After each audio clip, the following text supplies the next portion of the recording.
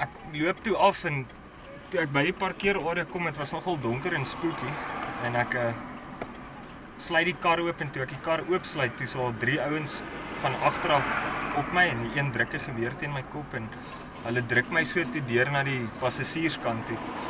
En 2 klim agterin en 1 klim voorin en hulle gooi kombers oor my kop en hulle ry toe. Die ouens het een van hulle het bestuur en ons kom uit by die hek en net soos wat ons by die hek uitkom, dink ek, jy weet, dit is dalk my hoop hierdie die sekuriteit het my en my vrou gesien inkom en ek hoop hulle gaan nou oplet, ek gaan nou uit saam met ander mans en dink is suspicious en die kar keer en ek loer toe, daar was 'n gleufie in die kombers en ek loer uit na die sekuriteit se hok toe en ek sien toe daar sit een sekuriteit en slaap.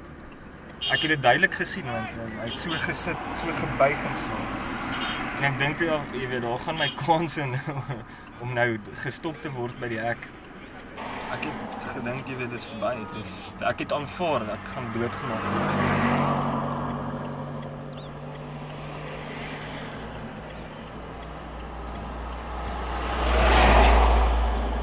Ek het die hele tyd gesoek vir 'n gap ook om uit die kar uit te spring en weg te hardloop, maar die ou wat die geweer hanteer het langs my gesit en hy het my half vasgedruk in die hoekie van die kar in die binnekant en hy die hele tyd, hy was baie aggressief. Hy het die pistool die hele tyd so in my gesig gehad, jy weet.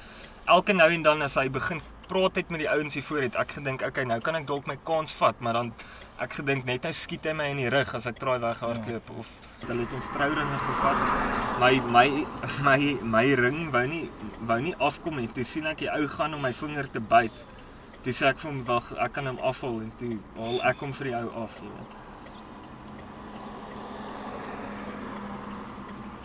Ja, my vrou was baie ontstel. Sy het net onder narkose uit wakker geword toe ek aankom en ek het haar nie dadelik vertel nie.